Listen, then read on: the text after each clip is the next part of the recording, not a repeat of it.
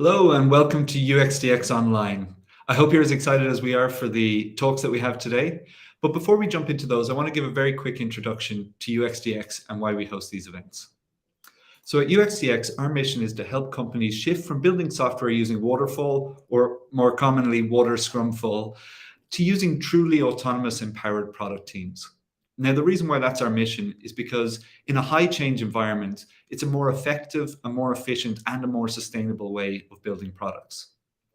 Sure, if you're in a low change environment, create a team, build a project, disband them, move them somewhere else. But in a lot of companies I've worked in lately, there's literally hundreds of projects going on at any given time. So it makes more sense to have a team who can really understand the customer and the business needs in a small section of your product. And they can iterate and innovate and really figure out what's the best way to work in that space. And that's why that's our mission. Now, it's really easy to say that, oh, let's just switch from waterfall to product teams, but it's really hard to do in practice. And that's where the talks come in. So no one talk is going to cover everything, but we invite people to share how they're improving their ways of working in their kind of segment of the process. And hopefully that will give you some ideas on what you can improve in your organizations or how you work. So if you do have questions as the talks are going on, please fill them in either in the column on uxdx.com, or whether you're watching this YouTube, LinkedIn, whichever platform you're watching it on, we'll collate those questions and we'll put them through to the speakers. Now, sometimes we don't get through every question, and that's where the UXDX community Slack group comes in. So we'll post any questions we don't have time to get through into the Ask the Speakers channel, and we'll invite the speakers to come and answer them there. But that's enough about me. What we're going to do this morning is actually we're going to flip the order of our speakers. So we're going to start today with our first speaker will be Michelle Hausen, who's a user experience designer, and she will be talking about the trouble with user research and how to simplify it. So I'd like to welcome Michelle to the stage. Yeah, thank you for the introduction, and hi everybody. I'm Michelle, and I've been a user experience designer, a freelance user experience designer since a few years. And as already mentioned, I'll talk about some user research methods, or I'd better say alternative user research methods today. In particular, we're going to talk about why you might need them, what they're good for, and how to use them. So yeah, I'll jump right in. And so most of the times, people already know, clients, stakeholders, the team already knows that there is an importance to understand your users, to know what they want, what their pain points are. But still, there's a lot of times where it just gets ignored for multiple reasons. And so some of those reasons, and I'm sure a lot of us have heard at least a few of them before, are that clients think they know their users. They say they will do it at a later stage, or that they already do competitor research, which, as we know, is not really user research. They don't have access to their users. They think they don't need it. They don't have the budget. They use Google Analytics only. Process doesn't allow it. They don't think it's important, or they don't have time. So some of those reasons are usually because of a lack of knowledge. Someone saying we know our users most of the times really does believe that they know their users without conducting any research.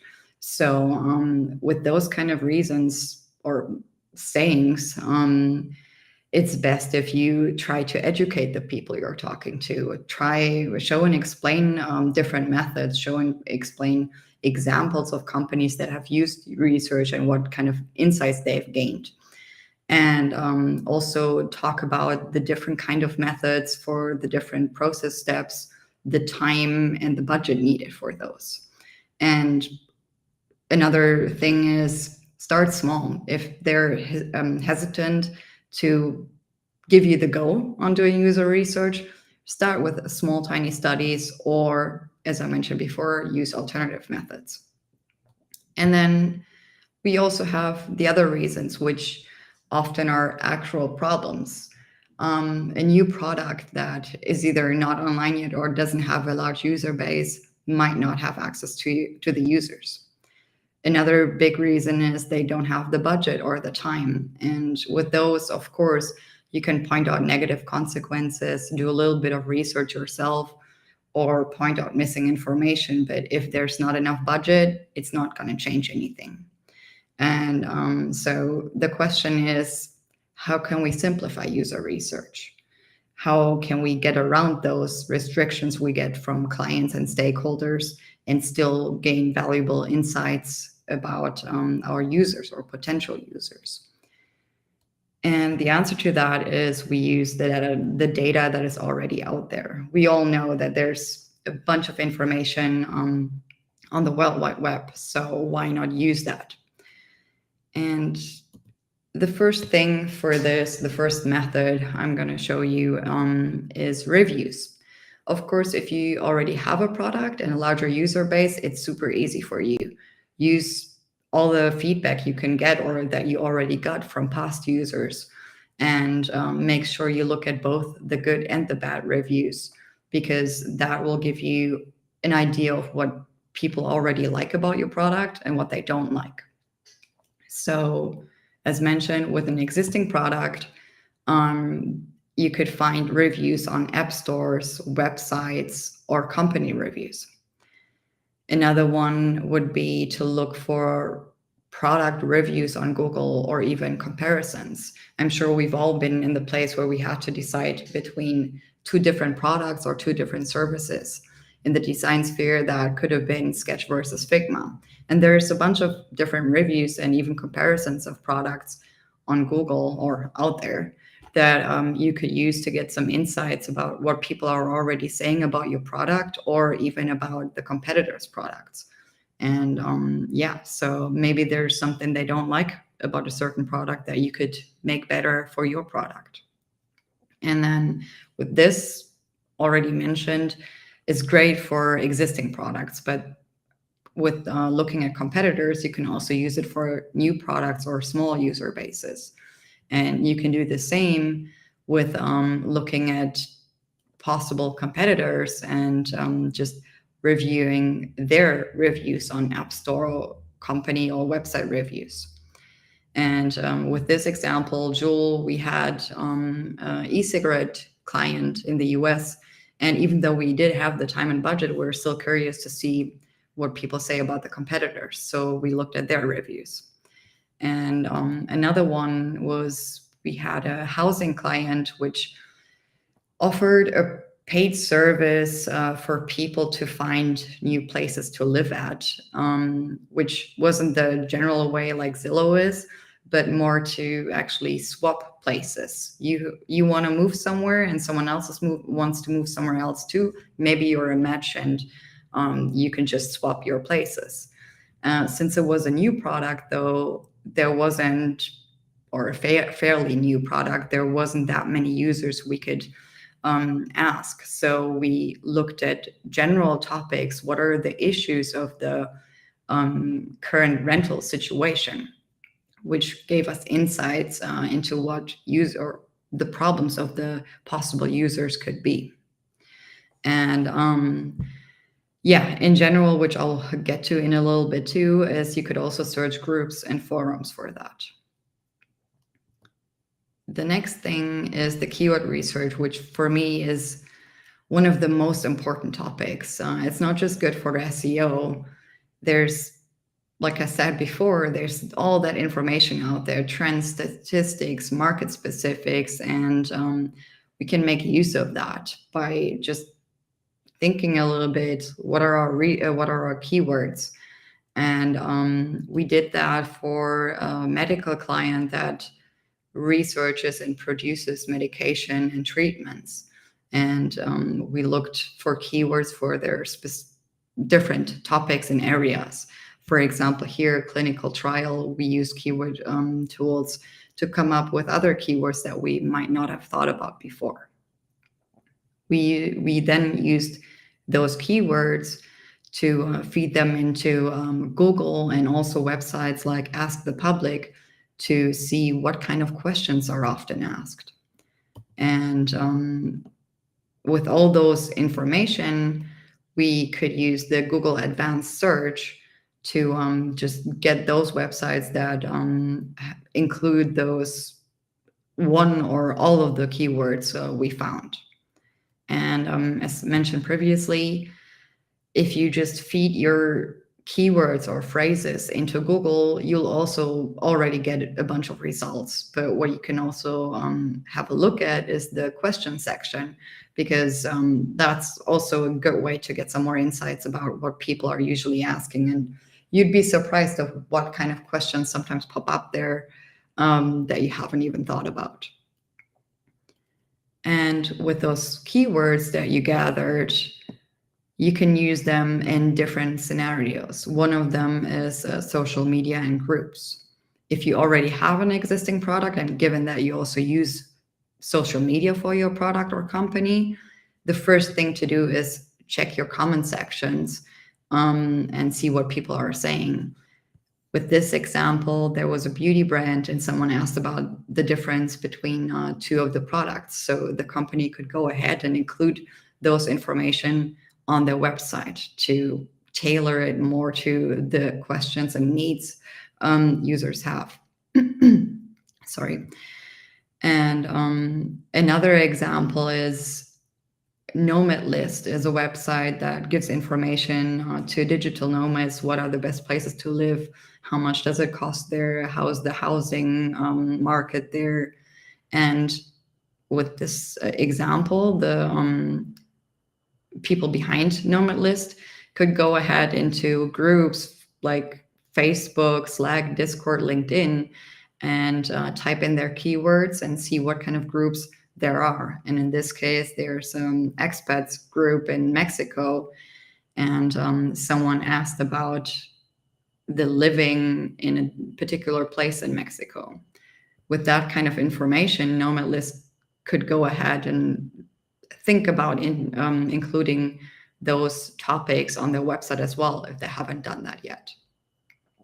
Another great thing with those communities and groups is that if you found a fitting group that at least resembles your target group, you could check if you're allowed to post polls or surveys to get some more information about potential users of your product. So as you can see, all of those methods of gathering research from social media and groups are great for both new and existing products. The same goes for forums. Forums are a great way to see the interaction between users, to see what they're asking, what they're excited about, or what they don't like at all. And one of the most famous question or help forum, of course, is Quora. And we also use that with our keywords for the medical client to see what kind of questions are shown there. Another one, of course, is Reddit. Great forum, a lot of topics there, always worth to check it out. One example here is we had the automotive client Bugatti, and they were trying to introduce more services, features, content to their fans. So not to their paying clients, but because the cars are extremely expensive, but to the fans that just follow Bugatti because they're a fan of the brand and the cars. And using all the forums we found, we actually found out that there's a Bugatti configurator out there that people were super excited about, and it wasn't even clear if it was from Bugatti themselves. So that was an opportunity that opened up where Bugatti could think about introducing that kind of configurator to tailor their service more to their fans. And another thing for Bugatti was also that we found that there's different games out there like Gran Turismo that feature Bugatti cars, even though they're not labeled as Bugatti cars, but fans recognized those cars that they were able to choose as a specific Bugatti model.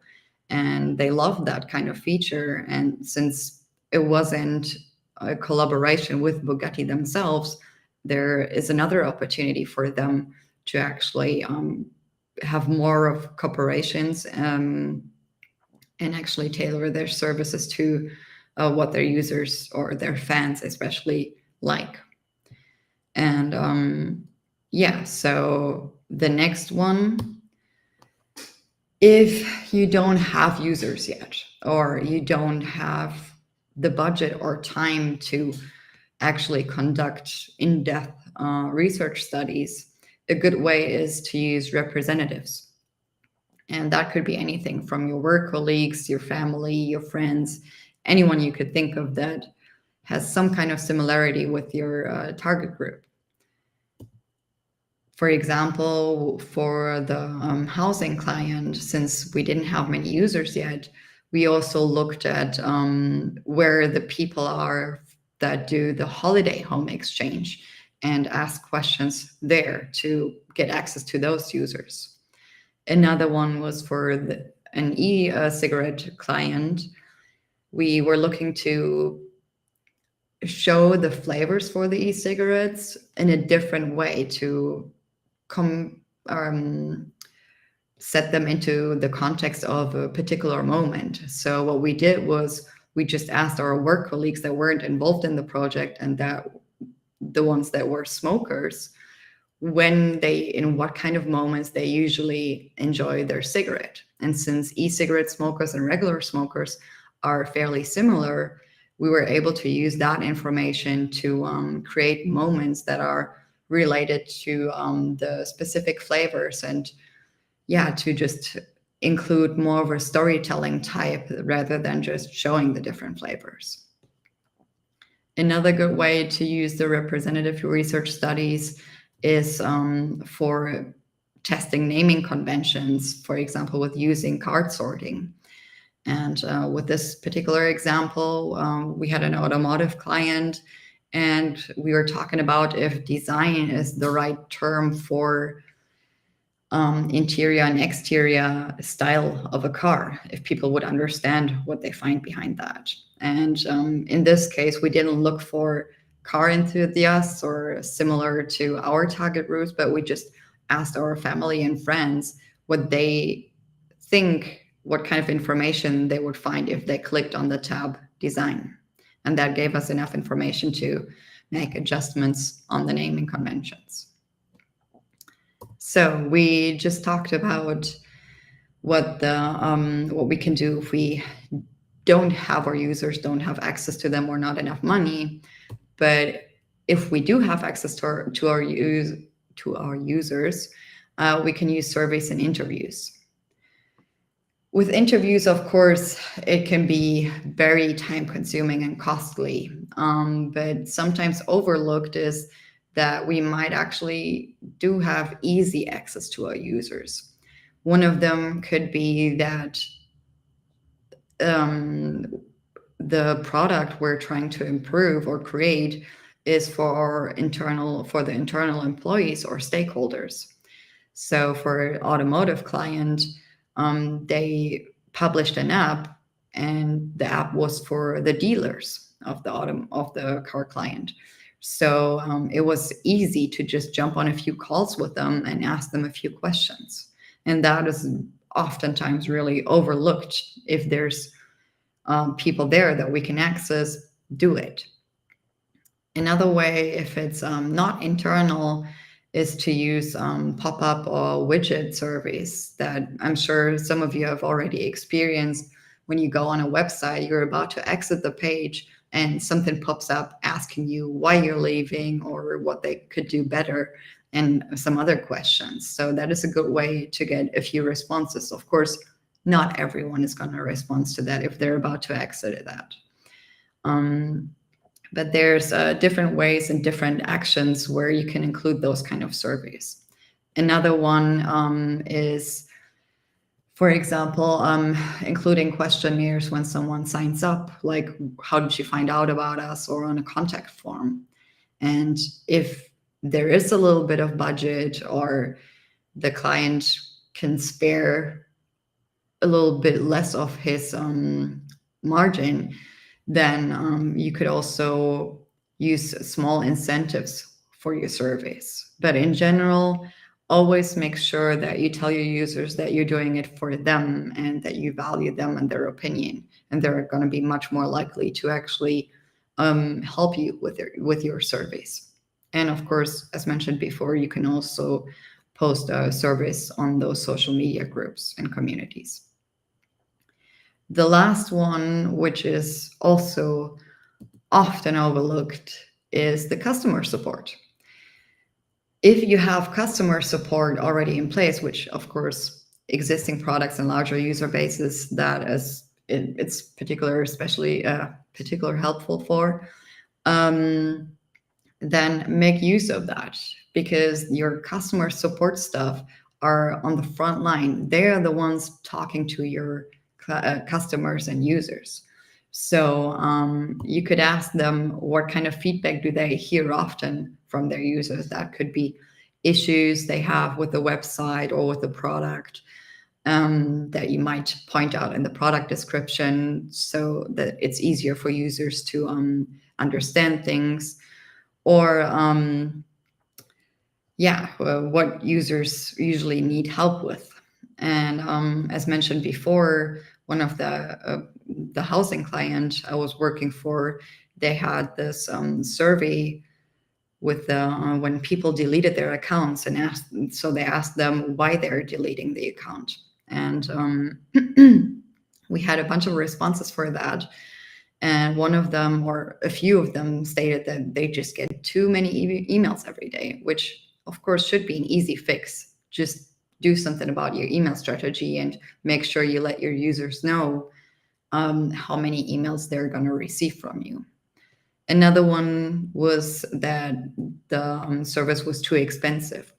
That might not be as easy to get around, but you can think about adjusting your pricing strategy or introducing a trial phase.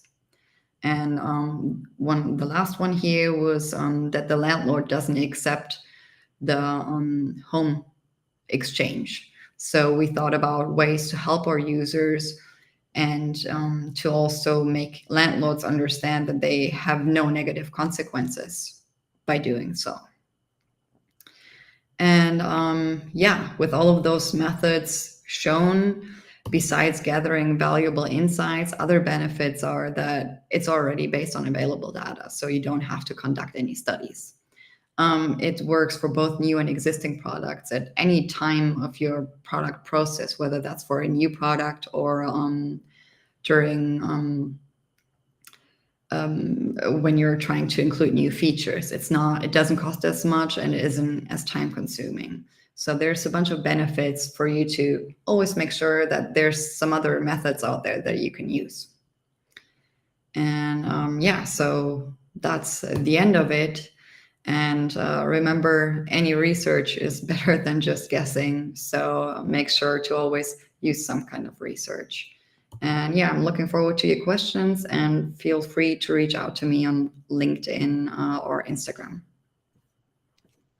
Excellent. Thank you very much, Michelle. That was really good. And it's always incredible how much information is available at people's fingertips that they're just not aware of right now. So as Michelle said, please do ask any questions that you have. So whether that's on UXDX, the chatbot there, or chat box, or on YouTube, whichever platform you're watching, if you ask any questions, I'll put them through to Michelle.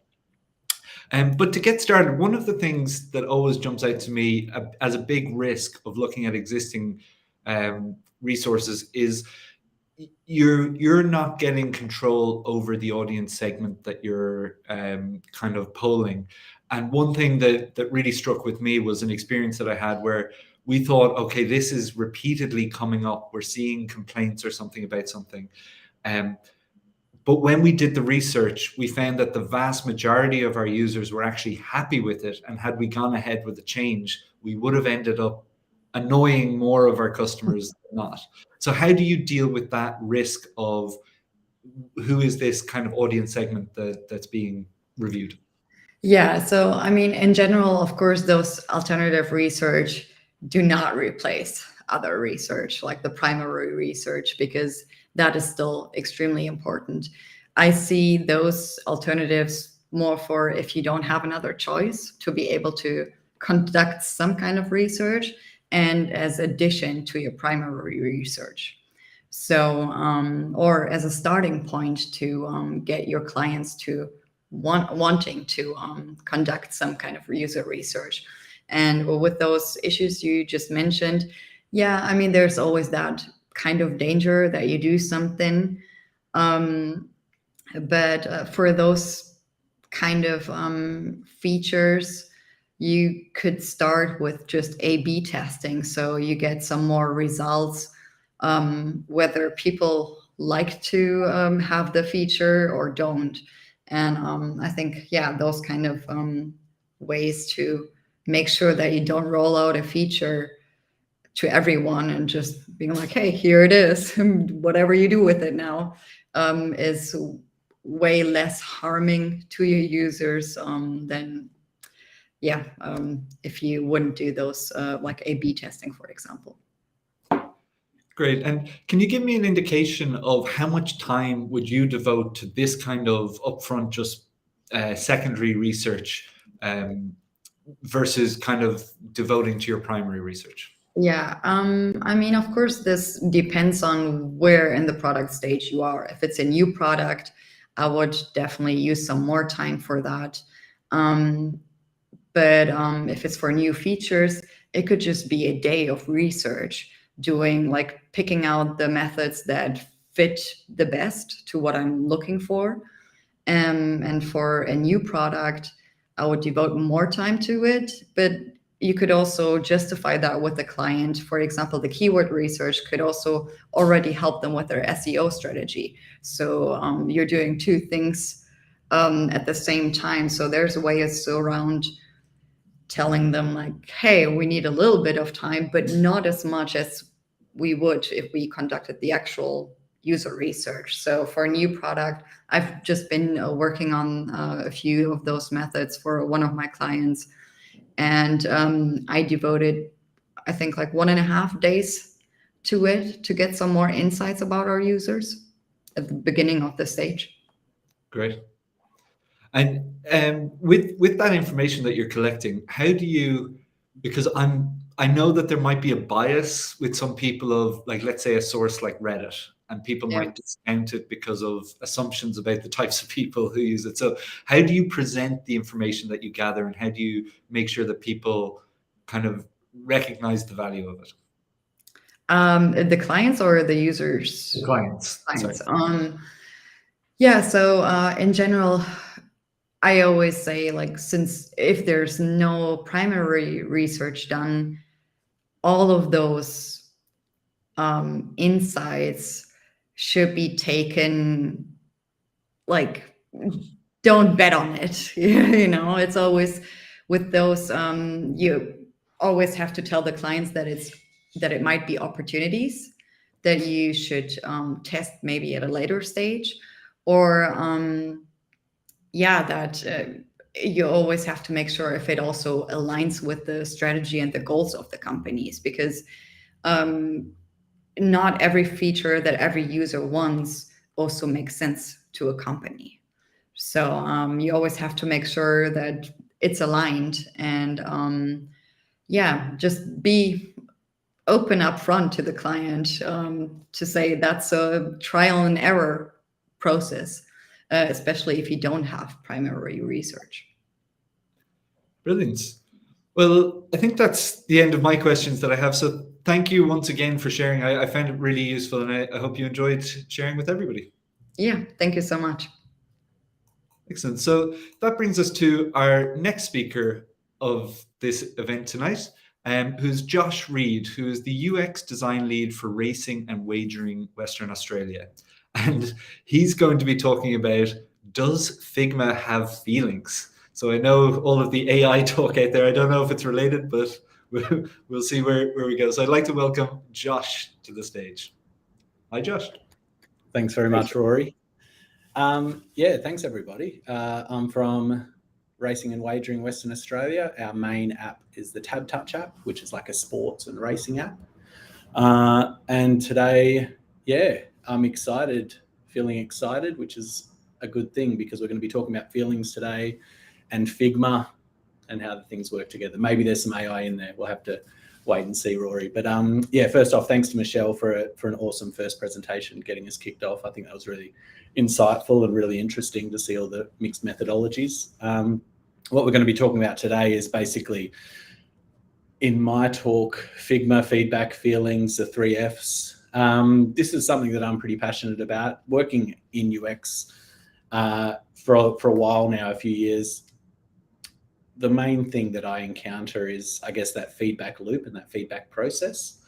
And I guess one thing that I've noticed working within different teams and with different designers is that there's obviously underlying feelings that need to be a consideration. So why do we mention Figma specifically?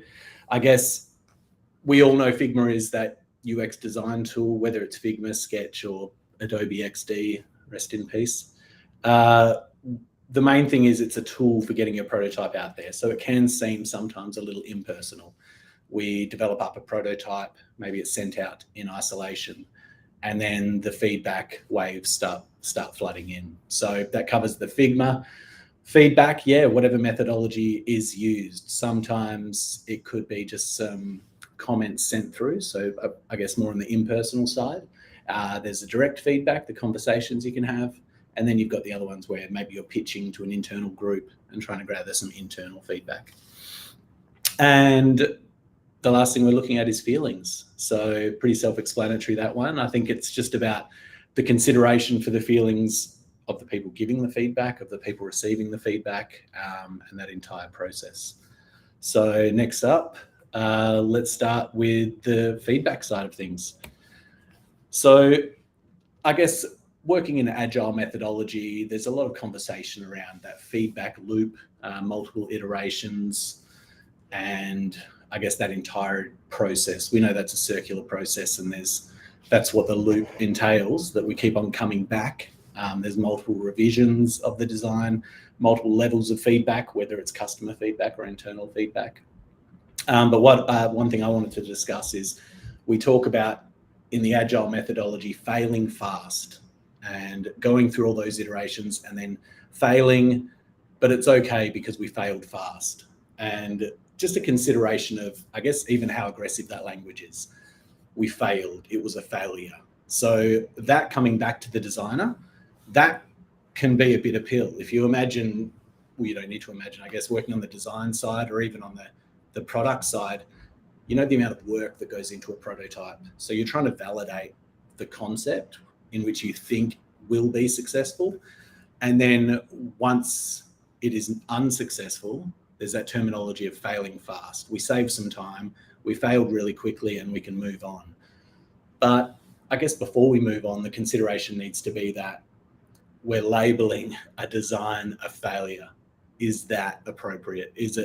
Do we need to look into that a little bit more and how we deal with that, and maybe make it a little bit more personal, not so impersonal, and just moving on quickly and disregarding the work that's been done. So yeah, that's what I mean by the feedback loop. More feedback and more input and more research. I guess that's the discussion around qualitative versus quantitative. Sometimes it can be beneficial to have a lot of feedback, but what I'll be talking about a bit further is the quality of that feedback. So from a design point of view, the UX designer, how valuable is that feedback to them? And for anyone giving feedback in the product space or any other space in the UX development, how valuable is your feedback? So that's another consideration that we need to look at. But yeah, internal feedback. I thought we'd jump on to looking at internal. What do I mean by internal?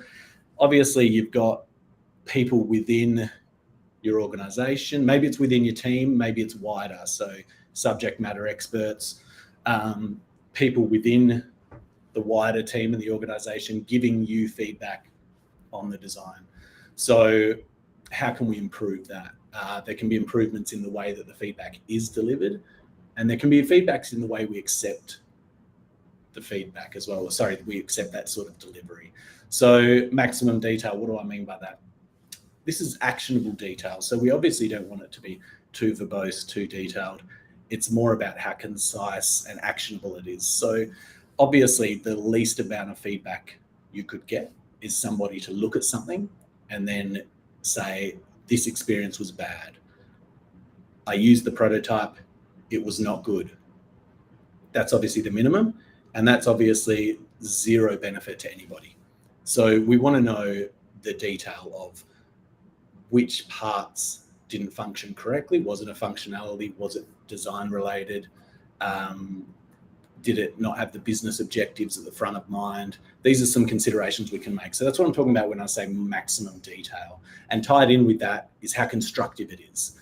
So obviously you can frame feedback in a critical way, but also a positive way. So rather than just separating the two, we can focus on parts that are working and perhaps parts that aren't quite working yet.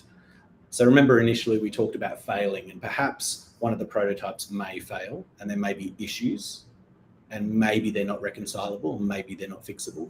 But I guess what we really want to do is make sure that any feedback that comes in can be actioned. So actionable feedback, even if we don't know the answers, specific enough that the UX team can go away and revise that sort of input. Within my experience, some feedback can come through as a bit of anonymous feedback. So when I talk about anonymity and visibility, I'm referring to more, maybe you're sent some messages, maybe there's a Slack channel, maybe it's an email, maybe it's just comments on the Figma design or wherever it's shared in InVision. It's more about leaving a little note and someone else to capture that later. Is there going to be anything lost in translation? So when we talk about interpreting that feedback, making sure it's clear, concise, actionable, and I guess not overwhelmingly negative. So negativity as an overall undertone is obviously not what you're trying to convey to the designer. You're trying to value their input, but you also want to make sure that the feedback you're giving is tailored enough to get an understanding from the designer. So I guess one example of that is, I know in a lot of my work, when working for a big organization, obviously the branding is paramount for that organization. One thing that can't be changed is that sort of tone of voice and that brand identity. So working with perhaps a detailed color palette that may feature the brand colors. Previously, I've had examples where the feedback on some prototypes has been, we don't like this because we don't like the purple. I'm not a fan of purple. There's too much purple on this. Maybe that would be some feedback that would be given. As a designer, how actionable is that? Of course, we can adjust the ratios and the blending and I guess the visibility of the brand colors, but we can't change the brand colors. So is it unreasonable for someone to implement, I guess, from an internal point of view, their preferences, their favorite colors, things like that? As designers, we know that obviously it's for the customer and we're trying to appease them. And you have those brand considerations to make. So that's probably an example of feedback of, I guess, knowledge of the domain, and the person giving that feedback is trying to be helpful, but they're really, I don't like this because of these reasons. And it's, I guess, on both parts to both communicate that effectively, to understand branding and the marketing behind that, but also from a UX point of view, a bit of education and explaining that our hands are tied in some things we're doing and there are business outcomes to be considered. So that's one thing. But yeah, the next thing I guess is just the accountability. So knowing that as someone giving the feedback, you're accountable for how you're portraying that feedback and how much of an impact you're going to have on that UX design and research process. So it's about effectively communicating business outcomes and things like that. We're talking internal still here. So it's about owning that. And then from a, I guess, designer point of view, owning that communication is clear and those conversations, I guess, not only are documented, but are actionable. And yeah, never personal. So I don't like what you have done, things like that. Bring a personal element to it. Obviously, you would never direct it at you as a person. The design is in isolation. The design is a product, a culmination of all that work within the product or UX space. Can have multiple inputs, multiple people working on the project, generating a prototype. it's not a reflection on a single person. So being, I guess, demonstrative or communicating with someone in such a way that maybe that culture could be damaged by a way that you're approaching that. So just making some considerations of the way in which we converse with the designers and understand that they put a lot of work in, there's a lot of moving parts, and there's a lot of consideration, and that what we're looking at is an end product. And the more detailed that feedback can be, the more we can build on that, rather than making it about someone's personal skill levels or style or ways of working. So that's one thing. And then I guess the opposite of internal feedback is external, and the main thing we look at that is user feedback. So the U in UX and is the user or the customer, but the user of the product is who we're talking about next. And this is where it's quite different, I guess, because as we were saying previously, we don't have a lot of control. We don't really have any control over the users. It's sort of, we're valuing what feedback they're coming back with. So obviously the customer's always first, customer-centric design. What we're looking at is putting the customer at the forefront. The customer is the user. So trying to appease them and give them exactly what they want. So really listening. So some feedback that I've had previously when doing, I guess, in-person interviews or maybe in-person testing. So you're physically there with a person.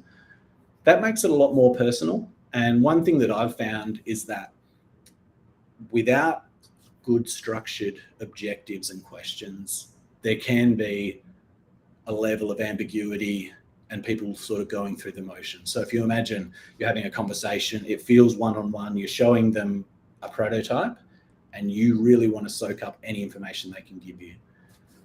If you're asking general questions, like what do you think of this prototype? How do you think it works? Things like that. I've found a lot of the feedback is usually, it's nice. Oh, that's great. Yeah, it's fine. So it's fine. It's great. Overwhelmingly positive. And I guess the consideration from a personal point of view is that that's a person, you're a person. They're trying to be nice. There's that level of, I guess, being polite and saying, oh, that's good. There's no problem. But what we really want from them is not only to outline problems or even successes, but to really detail that. So that's about, I guess, asking those more detailed, nuanced questions. So the other issue you run into, not only is it personal, but I guess sometimes the person will have that being a little bit too nice is because they're coming in to help. They're sort of being paid for a service, either directly or indirectly, and they're doing some tests for you. And so that's where the politeness comes in. So it's sort of like, oh, well, I'm getting paid for this. So to do a great job, I'll just say that everything's great. So from the user's point of view, they think they're doing you a favor, when in reality, as working in UX, we know that none of that is valuable. So it's all about how we really take a deep dive and get, I guess, value for money from that customer input. We know how difficult it is to get that detailed customer feedback. And when we are working one-on-one, we really need to ensure that what we're getting is value. So if the feedback you're getting back isn't very actionable, isn't very valuable, then maybe it's the designer asking not the right question, or the UX research not triggering the right responses because we're not asking the right questions. So bad answer or bad question, that's where that comes in. And it is ultimately the most valuable thing. So customer is key. It's mentioned twice, obviously, because it is so important. But when we're talking to those users, that is the most valuable stage, and getting that direct feedback is critical. So the better the process, the better the outcomes from that. So that's the most important thing. I've spoken previously a little bit about whether taking things personally. I guess one thing that I've noticed, so these are all just from my own experiences, and I'm sure everyone's varies, but everyone's very different. And some people I've worked with respond really well with direct feedback. So it can be very short, very concise. You've done this design. I think these 4 things aren't working because of this. And that can work quite well. Personally, I'm a little bit like that. I don't mind the direct feedback, but then I've worked with a lot of people who don't like that. Maybe they've built it up in such a way in which they think they've made all the considerations, and then if the feedback's very direct and it's sort of shutting down all that work, and they sort of can't articulate why those decisions were made or how they ended up at that point, it can feel personal to them. So the main thing is everybody is different, and we need to make considerations for that. So how we converse with other designers and how other people within the business converse with the designers. So throughout that UX process, sometimes what I've found, it can actually be easier if you're presenting or you're pitching or you're testing a design that's not yours. There's a slight disconnect. So obviously as a team, there may be, you've had some input, but maybe the design was from someone else in the team. They weren't comfortable doing the presenting or running through with customers. Because it's not yours, you can make that disconnect a little easier. So sometimes that can help. But basically it's just about the value of what we're getting. So the feedback is on what someone's using. It's not personal. They don't know how many people have worked on it. They don't know how it ended up at this point. The customer is just looking at it, and even internally, they're looking at it and they're giving feedback on that. And I guess the moral is you are not the prototype. You are separate to that. So people taking things personally, I guess, is something everybody needs to work at. It's not a matter of changing the way you receive feedback. It's trying to, I guess, empathize with that person, and more on the person giving the feedback, a bit of education and how well they know the person they're giving feedback to. Internally, there's really no excuse for that sort of thing, because obviously you have an opportunity to get to know people who you work with, and that's all about workplace culture and things like that. So I think the more you know someone, the better you can converse with them. And I think that's apparent in almost everything. So if you think of one analogy, would be people who know each other very well can usually communicate in a very nuanced way. If you imagine sporting teams, they know exactly what everyone on the team is going to do, maybe just by a split signal, maybe it's a look, maybe it's something very simple. And then you've got people who don't work with each other all the time. They need a lot more. So getting to know people on your team so you can really communicate a lot better. It makes those iterations faster, and it makes getting feedback on those prototypes a lot quicker. So when we talk about being on the prototype and not on about the person, it's about knowing that person first. So feelings, the last F. So as I've spoken about, empathy is key. So try and put yourself in their shoes. So it's a tough one. Being a UX designer, you're presenting a lot of work all the time, usually your own work. So imagine you're crafting a process, you're trying to put it out into the world, into the business, testing it, getting feedback, and then redoing that. So that loop, you need to really be good at that process and get better and better. And it's about evolving as designers, and it's about evolving as developers and product teams, and how we communicate. So it's about, is it construction? Is it constructive? Is there a solution somewhere in there? And how can we better communicate as a team? So I really think it's more about a team culture, knowing who you're talking to, knowing how they work, sitting with them, understanding that end-to-end process can help the way in which you give more targeted feedback, and can help in the way that you deal with those people. Everyone's unique, and just trying to put yourself in their shoes and see how you can better that process. So improvements, we want everyone to get better. We want the whole process to get better. We want the communication to get better.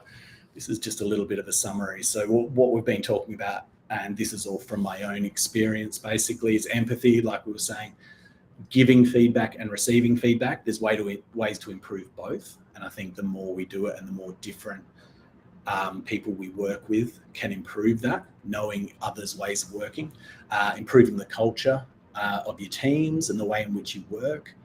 That's important. Being accountable, following that feedback through to action. How did it go? What was the user feedback? Did we make any inroads there?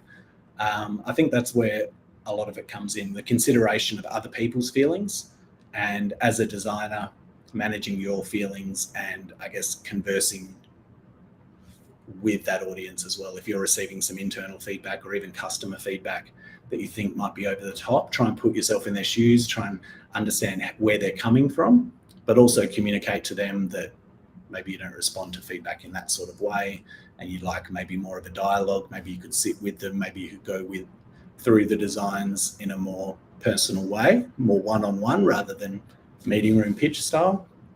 And yeah, just knowing what works well with each person. I think everyone's different, and it's just important to empathize with everyone and acknowledge that, and really change the way in which we work to improve the culture around UX and around user feedback and internal feedback.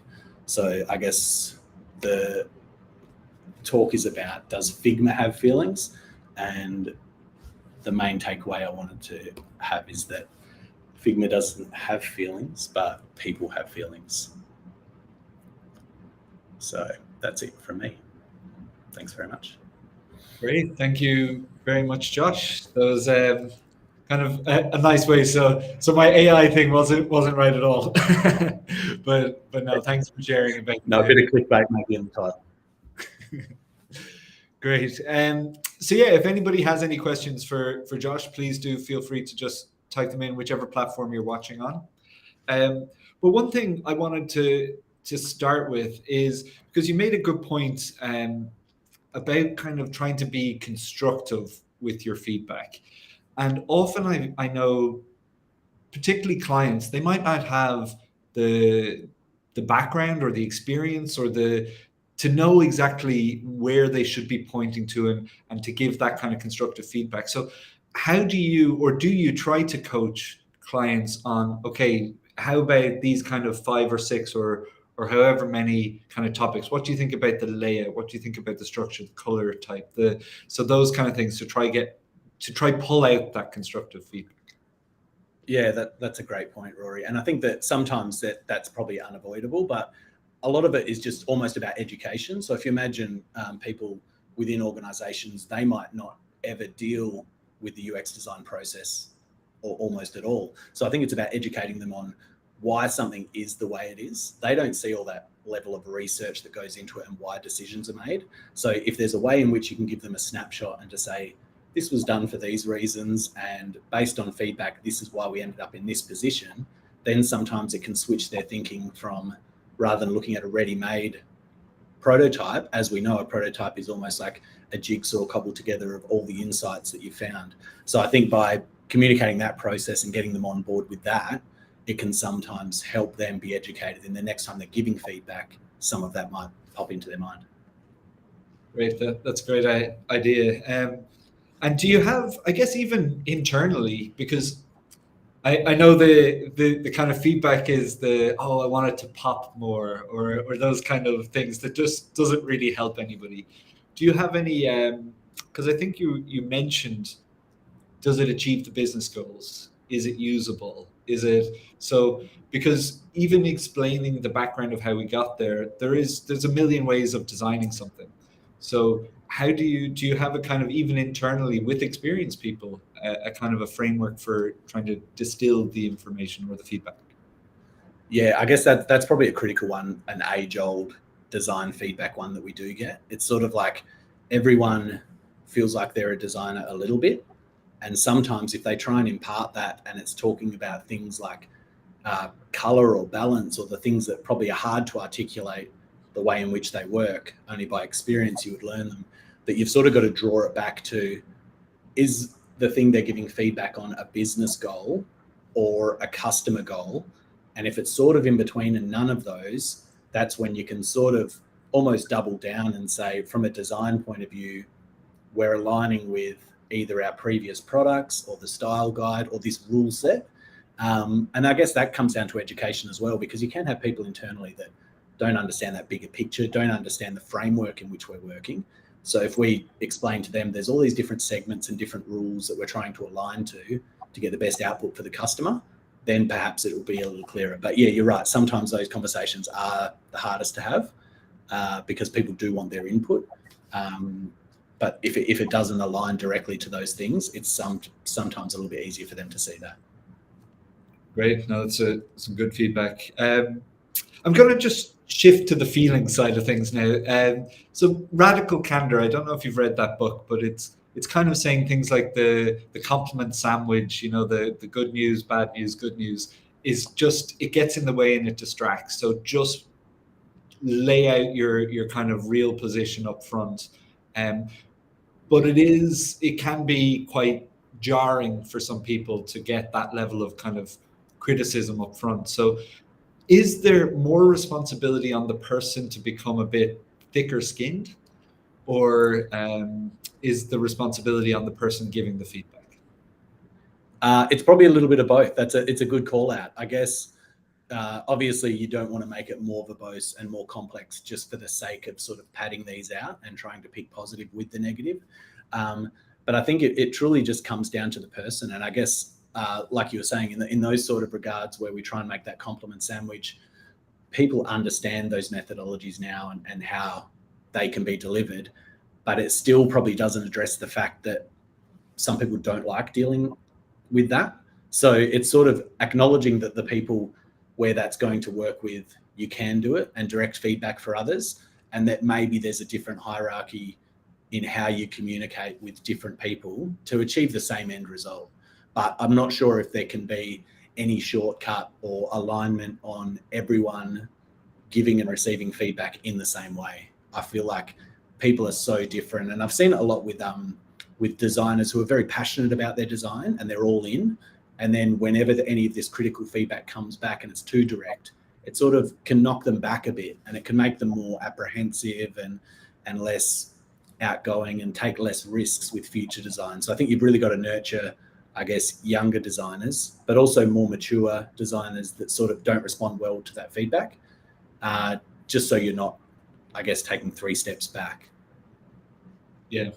No, it's a good point. The people are becoming aware of things, because I deal with a lot of salespeople, and I know their tactics are to compliment you, to try build rapport, but it works. It works every time. Everybody loves a compliment, even though I know exactly what they're doing. Yeah. No, it is very common, and I guess as designers, I think because we're always showing work and getting feedback, you probably do get really good at filtering that out, especially internally. You know the people, how they give their feedback. But initially, when you're just getting to know those people and you come off a little too direct, sometimes that can be detrimental to the relationship, I think. Yeah. So I'll ask the final question I have is around something that I think everybody is probably familiar with. And that's, so you've gotten feedback, but you fundamentally disagree with it. So they've articulated themselves well. Maybe they're a senior person. How do you deal with those situations where they're quite adamant on their feedback, but you don't really agree with it?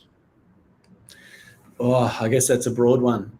There's multiple ways. I guess that what I was speaking about previously about aligning to goals, if you can almost justify why you think it should be your way, perhaps you can win in those regards. But I guess with people higher up, it's a little bit about picking your battles. If we imagine as a designer the control that we have over the way in which something works, if the feedback is to change, 2% of that, is it worth pushing back on that and doing a mountain of other research just to say, oh, here's the presentation on why that feedback won't be implemented and why it's perhaps incorrect? It's sort of, what's the impact on the customer? If they're going to change things because they're passionate about a certain thing and you think it could be detrimental to the customer's experience, that's when you would push back. But I think sometimes you have to let some of those go through. There's no easy way around it. If all else fails and we can't communicate correctly and that feedback's coming down and like you're saying, it's a top down sort of system, sometimes some of those we do have to let through, I feel like. Great. Well, that's a great way to finish up. Be pragmatic, because everything is a balance. Right. Excellent. So that brings us to time. So thank you very much, Josh. Thank you. Great. So that is the end of our event for today. But if you did enjoy the talk, or you enjoyed the concept of what we're trying to achieve with product teams and breaking down the barriers between product, UX, design, and dev, then I hope you can join us at one of our main conferences. So the next one coming up is in USA in 4 weeks' time. So that's a bit short notice to book a flight over to New York. But we also run conferences in Europe in October, and we'll be doing an online APAC conference in November. So hopefully you'll see us at some of those. We do a larger mix of different types of speakers across the full product development lifecycle, because we truly believe that if you want to build a product together, you should be learning and understanding how each person works on the team. But if not, and you can't make it to one of our events, I look forward to seeing you at the next UXDX online session. So thanks once again to our speakers.